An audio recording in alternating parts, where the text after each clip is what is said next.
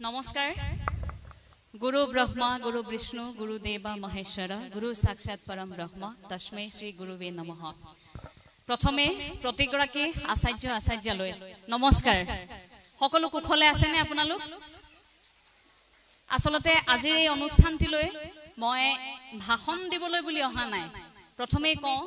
যেহেতু মই শংকৰদেৱ শিশু বিদ্যা নিকেতন বৰদলনিৰ এগৰাকী ছাত্ৰী আছিলো মই শংকৰদেৱ শিশু বিদ্যা নিকেতন বৰদলনিৰ পৰা মই উত্তীৰ্ণ হৈছিলো মোৰ হাইস্কুল শিক্ষান্ত পৰীক্ষা গতিকে এই যে শংকৰদেৱ শিশু বিদ্যা নিকেতন বুলি কোৱাৰ লগে লগে এটা আবেগ আছে সেই আবেগটোৰ বাবে আসলতে ঢপলিয়াই আহিছো অকনমান সময় স্মৃতি ৰোমন্থন কৰিম বুলি কাৰণ আচাৰ্য আচাৰ্যসকলৰ সন্মুখত ইমানখিনি কথা কোৱাৰ সেই সাহস মই এতিয়ালৈকে গোটাব পৰা নাই সেই যোগ্যতা মোৰ নাই গতিকে মই প্ৰথমে ক্ষমা বিচাৰি লৈছো যদি কথাত দুই এটা কৰবাত ভুল হয় আচাৰ্য আচাৰ্যসকলে সেয়া ক্ষমা কৰি দিব যে এগৰাকী প্ৰাক্তন ছাত্ৰী হিচাপে মই ধন্যবাদ জনাইছো প্ৰতিগৰাকী অভিভাৱক অভিভাৱিকাক যে অসমত বহু বিদ্যালয় আছে সেইসমূহ বিদ্যালয়ৰ পাছতো আপোনালোকে শংকৰদেৱ শিশু বিদ্যা নিকেতন আপোনালোকৰ সন্তানৰ বাবে আপোনালোকে বাছনি কৰিছে এই কথাটোত বৰ সুখ অনুভৱ কৰিছো ভাল লাগিছে আপোনালোকে সেই সিদ্ধান্ত লোৱাৰ বাবে আৰু শিক্ষাৰ্থীসকলক অভিনন্দন শুভেচ্ছা জ্ঞাপন কৰিছো প্ৰতিগৰাকী ছাত্ৰ ছাত্ৰীক যে আপোনালোকে ইয়াত মই যেহেতু অকনমান বয়সত সৰুৱে হ'ব মুতকৈ গতিকে ছাত্ৰ ছাত্ৰীসকলক মই তুমি সম্বোধন কৰিম তোমালোকে শংকৰদেৱ শিশু বিদ্যা নিকেতন মৰিগাঁৱক তোমালোকে বাছনি কৰি লৈছা তোমালোকৰ স্কুলীয়া শিক্ষাৰ বাবে গতিকে এই বিদ্যালয়খনত তোমালোকে যি পাবা সেয়া মনত ৰাখিবা পৃথিৱীৰ কোনো প্ৰান্তত তোমালোকে কোনো বিদ্যালয়ত কিন্তু তোমালোকে সেয়া নোপোৱা আজি এই অনুষ্ঠানটিত এটা বিষয়বস্তু নিৰ্ধাৰণ কৰি দিছিল মোক বিষয়বস্তুটি আছিল যে শিশুৰ বিকাশত পিতৃ মাতৃৰ ভূমিকা শিক্ষকসকলৰ কৰণীয় আৰু লগতে বৰ্তমানৰ শিক্ষা ব্যৱস্থা গতিকে বিষয়বস্তুৰ গভীৰতালৈ যোৱাৰ পূৰ্বে মই বিষয়বস্তুটি অকনমান ভাগ কৰি কৰি ল'ব বিচাৰিছো প্ৰথমে মই শিশুৰ বিকাশৰ কথা অকনমান কৈ ল'ব বিচাৰিছো আকৌ কওঁ কথাবোৰ আসলতে নিজা কিছু অভিজ্ঞতা অকনমান সমাজৰ পৰা যি শিকিছো আপোনালোকৰ মাজত থাকি যি শিকিছো তাৰ জৰিয়তেহে ক'ব বিচাৰিম দেই কোনো পৰামৰ্শ দিব পৰা যোগ্যতা নাই কাৰণ শিক্ষানুষ্ঠান এখনলৈ আহি যদি কিবা এটা পৰামৰ্শ মই ভুলকৈ দি থৈ যাওঁ তেন্তে সেয়া মোৰ বৰ ডাঙৰ ভুল হ'ব ঈশ্বৰেও মোক হয়তো মাফ নকৰিব কাৰণ এই যে কুমলীয়া বাহবোৰ এতিয়াই ভাজ লগালে ভাজ ল'ব নহয় যি পাত্ৰত থোৱা হয় তেনেকৈ ভাজ লয় গতিকে কণমানিসকল আছে তেওঁলোকৰ সন্মুখত যদি কিবা এটা ভুলকৈ কৈ পাওঁ সেই কথাটো তেওঁলোকে আকৌ অনুকৰণ কৰিব গতিকে তেওঁলোকৰ আগত কথা কওঁতে আমি প্ৰতিটো খোজত সাৱধান হোৱাটো উচিত শিশুৰ বিকাশৰ কথা কোৱাৰ লগে লগে মই এই সময়খিনিত এই প্ৰেক্ষাপটত অকনমান আপোনালোকক আজিৰ পৰা 10 বছৰ আগৰ অসমখনলৈ লৈ যাব বিচাৰিম অকনমান আপোনালোকৰ নিশ্চয় মনত আছে সেই সময়ৰ পৰিৱেশ পৰিস্থিতি কেনেকুৱা আছিল আজিৰ পৰা বহু বছৰ আগত আপোনাক যেতিয়া আপোনাৰ পিতৃ মাতৃয়ে ডাঙৰ কৰিছিল মোক যেতিয়া মোৰ মা দেউতাই ডাঙৰ কৰিছিল সেই সময়খিনি আৰু আজি আপুনি আপোনাৰ সন্তানক নিচুকাই থকাৰ সময়খিনি হয়তো তেতিয়া আজিৰ পৰা সেই 10 বছৰ আগত হয়তো মাতৃগৰাকীয়ে নিচুকনি গীত গাই নিজৰ কণমানিটি খুৱাইছিল আৰু এতিয়া মোবাইলত ভিডিও দেখুৱাই কণমানিটিক ভাত খুৱাবলগীয়া হয় কণমানিটিক খুৱাবলগীয়া হয় অকনমান সময় কাৰ্টুন চাবলৈ দিব লগা হয় হাতত থকা মোবাইলটো লৈ তেওঁক অকনমান ভিডিও এটা নেদেখুৱালৈকে আপোনাৰ কণমানিগৰাকীয়ে ভাত নাখাও বুলি জেদ ধৰেনে বাৰু সেয়া সন্তানৰ গাত ভুল নাই সেয়া ছাত্ৰ ছাত্ৰীৰ গাত ভুল নাই আমি ক'ব নোৱাৰো ল'ৰা ছোৱালীয়ে ইমান মোবাইল চাইছে আমাৰ ল'ৰাটোৱে একো নাখায় মোবাইলটো নেদেখুৱালে এই কথাবোৰ যে আমি কওঁ এই পৰিৱেশ পৰিস্থিতি আমাক এনেকুৱা কৰি পেলালে ইমান বেছি আমাক যন্ত্ৰ সাজি পেলালে যে আমি প্ৰতিটো মুহূৰ্ততে কিবা নহয় কিবা এটা দিশত আমি ভৰসা কৰো সেই যে মাতৃৰ আকুলতা আপোনাৰ সন্তান যেতিয়া ভূমিষ্ঠ হৈছিল আপোনাক যে প্ৰথম মাতিছিল মা বুলি এই যে সন্তানে ভোক লাগিলে তেওঁৰ আচৰণেৰে আপোনাক প্ৰকাশ কৰিছিল সন্তানৰ সেই আৰম্ভণি আছিল গণসংযোগ সেয়া সন্তানৰ প্ৰথম গণসংযোগ সামাজিকীকৰণ শিশুৱে আপোনাৰ বুকুৰ পৰা ওলাই আপোনাৰ স্বামীৰ বা মই বিশেষকৈ আমাৰ যেহেতু মাতৃসকল আছে সেই সকলক প্ৰথমে কৈ ল'ব বিচাৰিছো আপোনালোকৰ স্বামী বা আপোনালোকৰ মা দেউতা আপোনালোকৰ সেই ঘৰখনৰ সৈতে লাহে লাহে আপোনাৰ বুকুৰ পৰা ওলাই যোৱাৰ পাছতহে সন্তানটি কিন্তু মূৰ গুজিবলৈ আৰম্ভ কৰে প্ৰথম আপোনাৰ বুকুত মূৰ থৈ তেওঁ সুৰক্ষিত অনুভৱ কৰে তাৰ পাছতহে আনসকলক পায় গতিকে আটাইতকৈ মূল ভূমিকা যদি মই কওঁ প্ৰথমে এগৰাকী মাতৃৰ আপুনি আপোনাৰ সন্তানক যি শিকাব যেনেকৈ শিকাব আপোনাৰ সন্তানে কিন্তু তেনে আচৰণে কৰিব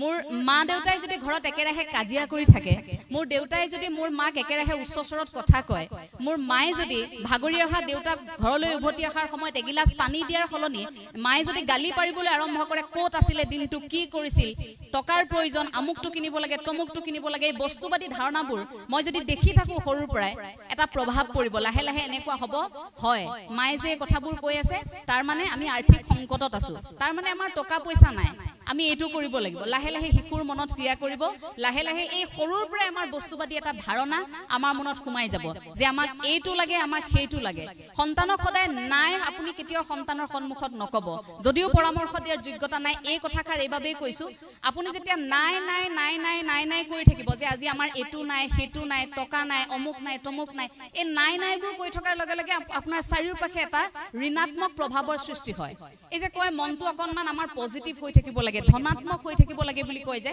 আমি যি পাইছো তাতে অকণমান সন্তুষ্ট থাকি ঈশ্বৰক অকণমান আমি ভাবিব লাগে যে তুমি মোক যি দিছা প্ৰভু, মই সেইখিনি তেনেকৈ ঘৰখন চলাম। মাতৃগৰাকীয়ে ভাবিব লাগিব, পিতৃগৰাকীয়েও তেনেকৈ ভাবিব লাগিব, তুমি যেনেকৈ দিছা, তুমি যেতিয়া সন্তানক আমাৰ কোলালৈ দিছা, তেওঁক মানুহ কৰাৰ দায়িত্বটো তোমাৰ, আমি থাকিম লগত। গতিকে বস্তুবাদী সমাজখনৰ পৰা আঁতৰাৰ সেই প্ৰথম ধাৰণাটোৱে হ'ব আধ্যাত্মিক চিন্তা চৰ্চা লাগিব পিতৃ মাতৃৰ, আৰু তেতিয়াই লাহে লাহে শিশুৰ সেই বিকাশত প্ৰভাৱ পৰিব। আপোনালোকে আপোনালোকৰ সন্তানক আপোনালোকৰ ঘৰখনৰ পৰা আনি এইখন বিদ্যালয়ত তুলি দিলে,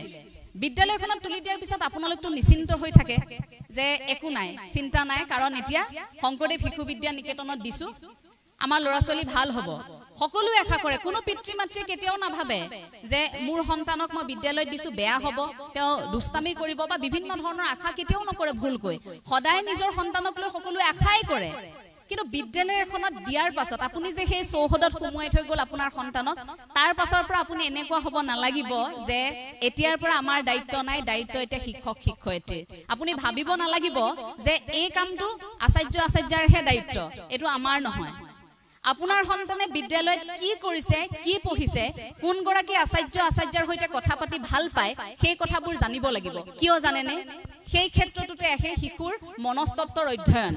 আপুনি সন্তানক বিদ্যালয়লৈ পঠিওৱাৰ পাছত আপোনালোকে অকণমান সময় হ'লেও নিশাৰ ভাগত আপোনালোকে যেতিয়া কথা পাতিব, মই মনোবিজ্ঞানৰ ছাত্ৰীৰ বাবে এই কথাখিনি কৈছো দেই, তেতিয়া অন্ততঃ এবাৰ হ'লেও আপুনি সুধিব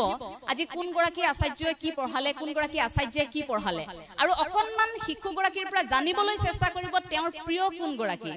কোনে পঢ়ালে তেওঁ বেছিকৈ বুজি পায়, তেওঁ এটা বিষয় বুজি নাপায়। ধৰি লওক গণিত, মই আগতে গণিত খুব বেয়া পাইছিলো, গণিতৰ আচাৰ্য অহাৰ লগে লগে আমিতো শ্ৰেণী কোঠাত সোমোৱাৰ লগে লগে ওম কৰো, ওম কৰি থাকোঁতেই মই ভগৱানক মনে মনে ভাবি থাকো যে আচাৰ্য কিয় আহিলে, নহা হ'লে ভাল আছিল, আজি যদি শ্ৰেণীটো নকৰো বুলি কৈ দিয়ে ক্লাছটো, মনত এনেকুৱা হৈ গৈছিল। আৰু গণিত বিষয়টো বেয়া পাওঁ কাৰণে এনেকুৱা হৈছিল যে মই আচাৰ্যকে বেয়া পাওঁ, আচাৰ্যক দেখিলেই বেয়া লাগে, ৰাস্তাত কৰবাত দেখিলেও মানে পলাম যেন এতিয়া এনেকুৱা লাগে। আৰু মই বুলিয়ে নহয়, আমি গণিত বেয়া পোৱা যিসকল আছিলো সকলোৱে এনেকুৱা হৈছিল যে আচাৰ্যক দেখিলেই ভয় লাগে, অৰ্থাৎ আমি বিষয়টো বেয়া পাওঁ, বিষয়টোৰ সৈতে আমাৰ সম্পৰ্ক এটা আছে, গতিকে বিষয়টো বুজি নাপাওঁ, বেয়া পাওঁ কাৰণে এনেকুৱা হয় যে আচাৰ্যগৰাকীৰ প্ৰতি আমাৰ ধাৰণাটোৱে বেয়া হৈ গৈছিল। পিছলৈ পিছলৈ যেতিয়া ইয়াক এটা খেল হিচাপে ললো, বৈদিক গণিতৰ ধাৰণাটো আহিলে, এই গণিতক যেতিয়া খেল হিচাপে ললো ভাল লাগিল, তাৰ পাছৰ পৰা দেখিলো আচাৰ্য দেখোন ভাল। পিছত এনেকুৱা অনুভৱ হৈছিল আচাৰ্যৰ সৈতে ইমান দিন কিয় কথা পতা নাছিলো, ইমান ভালকে আমি কিয় সমস্যাবোৰৰ বিষয়ে কোৱা নাছিলো। আটাইতকৈ বেছি বিদ্যালয়খনত থকা নিকেতনত থকা আটাইতকৈ খঙাল আচাৰ্যগৰাকীয়ে কোনোবা এটা মুহূৰ্তত আপোনাক ইমান বেছি সাহস দিব, আপুনি ভাবিব নোৱাৰিব যে ইমান খং কৰি থকা, অলপ আগত মোক ইমানকৈ পিতা সেই আচাৰ্যগৰাকীৰ মনত মোৰ প্ৰতি ইমান বেছি সহানুভূতি, মোৰ প্ৰতি ইমান মৰম থাকিব পাৰে। ছাত্ৰ ছাত্ৰীসকলৰ সেই মনস্তত্বৰ অধ্যয়ন পিতৃ মাতৃয়ে কৰিব লাগিব যে শিশুৱে কাৰ সংগত আছে, কেনে ধৰণৰ আচাৰ্য আচাৰ্যাৰ পৰা তেওঁলোকে শিক্ষা গ্ৰহণ কৰি সুখী হৈছে, তেওঁলোকে কি বস্তু আহৰণ কৰি আছে, এই কথাখিনি আপোনালোকে চাব লাগিব। তাৰ পাছতে আহিলে মাতৃসকলৰ কথাখিনি, সেয়া অভিভাৱকৰ শিক্ষাগুৰুৰ সৈতে আমাৰ এটা সম্পৰ্ক আছে খুব সুন্দৰ। ছাৰে খুব সুন্দৰকৈ এটা কথা কৈছিল যে এই সম্পৰ্কটো শংকৰদেৱ শিশু বিদ্যা নিকেতনত খুব অটুট হৈ থকা দেখিবলৈ পোৱা যায়, ইমান মজবুত হৈ আছে, আজিলৈকে ভাঙিব পৰা নাই সেই সম্পৰ্ক। আজিও আচাৰ্য আচাৰ্যাক দেখিলে সকলোৱে ৰাস্তাত নমস্কাৰ দিয়ে, তোমালোকে দিয়া নে? য'তেই নেদেখো আচাৰ্য আচাৰ্যাক দেখাৰ লগে লগে মুখৰ পৰা আচাৰ্য নমস্কাৰ শব্দটো ওলাই নে? আচাৰ্য শব্দটো নুফুটিলেও আমিতো আৰ্য নমস্কাৰ বুলিয়ে কৈ থওঁ, কাৰণ দূৰত দেখো যে দূৰৰ পৰা চিঞৰিবলগীয়া হয়, যিমান দূৰত থাকক আৰ্য নমস্কাৰ এনেকে কয়। আচাৰ্যহঁতে কেতিয়াবা বিয়া ঘৰত থাকিলেতো লাজ পাই যায়, আমি ইমানেই চিঞৰো, আমাৰ হেতু ভাল লগা কথা আছিল আৰ্য নমস্কাৰ আচাৰ্য ক'বলৈ সময় নাথাকে মানে একদম চিঞৰ বাখৰকে হলো নমস্কাৰটো দিব লাগে সেই মনত এটা ধাৰণা আছিল আচাৰ্যৰ প্ৰতি এই লাহে লাহে আমাৰ প্ৰযুক্তিবিদ্যাৰ উন্নতি এই গ্লোবেলাইজেশ্যন এই বিশ্বায়নৰ সময়খিনি তেনেকুৱা হৈছে আমাৰ শিক্ষাগুৰুৰ সৈতে আমাৰ সম্পৰ্কবোৰ অকনমান লাহে লাহে এনেকুৱা হৈছে দূৰত্ববোৰ বাঢ়ি আহিছে অন্তত শংকৰদেৱ শিশু বিদ্যা নিকেতনত সেই পৰিবেশটো আমি এতিয়ালৈকে দেখা নাই কাৰণ শংকৰদেৱ শিশু বিদ্যা নিকেতনত আচাৰ্যসকলে শিক্ষাৰ্থীসকলক বুকুৰ পৰা ওলাই যাব নিদিয়ে কিয় জানেনে এই যে পৰীক্ষাৰ আগে আগে আচাৰ্যসকলে এটা দল ঘৰে ঘৰে যায় আপোনালোকৰ ইয়াত যায়নে বাৰু কেনেকৈ পঢ়িছে কি কৰিছে পৰিবেশটো কেনেকৈ অকনমান বুজিবৰ বাবে যায়নে আমাৰ ঘৰলৈ গৈছিল আমাৰ ঘৰলৈ যাওঁতে দাদা আৰু মই খুব ভয় কৰো শেষ মৰিলো কি বা কথা কৈ দিয়ে মা দেউতাই ঠিক নাই আমাৰ কাৰণে আটাইতকৈ বেছি ভয় লগা মইতো ভাবিছিলো যে পৃথিৱীত হেতুতকে আৰু ভয়ানক কথা একো হ'বই নোৱাৰে তাৰ পাছত ভাবিলো হিয়া দেখোন এটা মানে সাধাৰণ সিচুৱেচন এটা পৰিস্থিতিহে মাত্ৰ আচাৰ্য ঘৰলৈ অহাৰ সমান ভয় একো ডাঙৰ কথা যেন একো নাই সেই ধাৰণাটো খুব মনত আছিল গতিকে সেই মুহূৰ্তত যে আচাৰ্যসকল যে আমাৰ ঘৰলৈ যায় তেতিয়া কিন্তু স্কুলৰ যিগৰাকী আচাৰ্য যেনেকৈ থাকে সেই মনোভাৱটোত কিন্তু তেওঁলোক নাযায় সেইদিনা তেওঁলোকক অকনমান আপুনি পৃথক দেখিব অকনমান যদি আপুনি তেওঁলোকক চাই সেইদিনা আচাৰ্যৰ মুখমণ্ডলত আপুনি যদি আচাৰ্য হয় তেন্তে মাতৃসুলভ এটা স্বভাৱ আপুনি দেখিব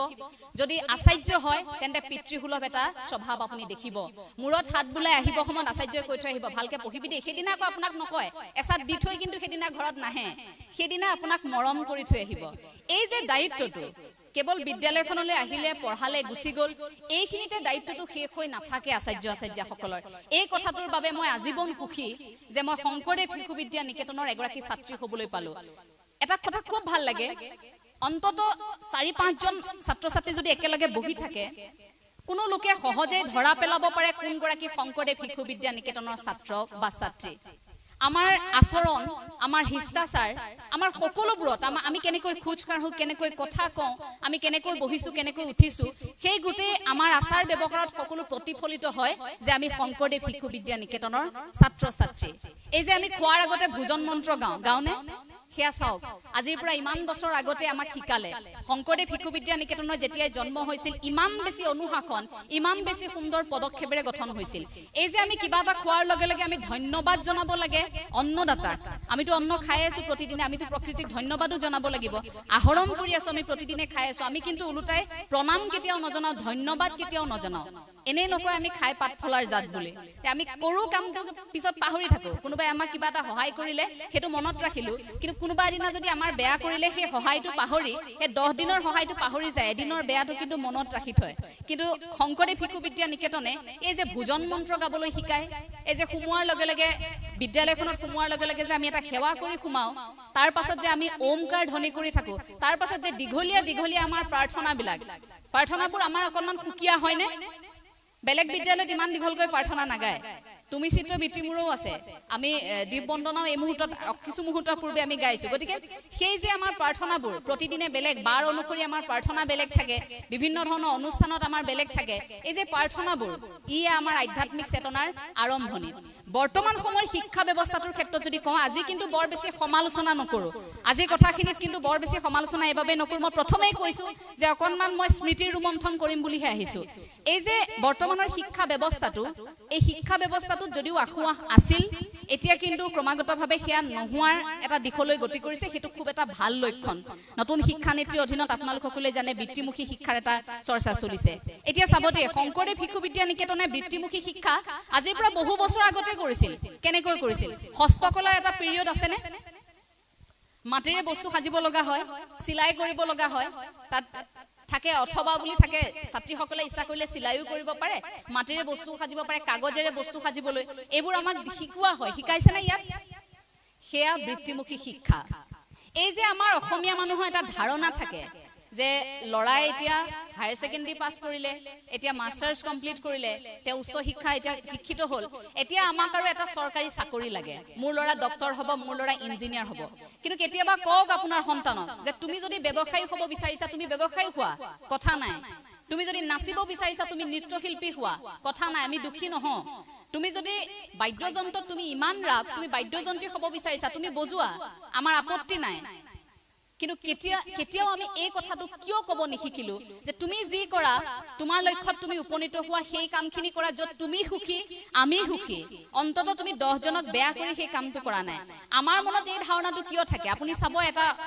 প্ৰমাণ যদি আমি কৰো যে এগৰাকী ব্যৱসায়ী প্ৰতিমাহে তেওঁ ধৰি লওক 5 লাখ টকা তেওঁ প্ৰতিমাহে তেওঁ ব্যৱসায়ৰ পৰা তেওঁ হিয়া ঘটি আছে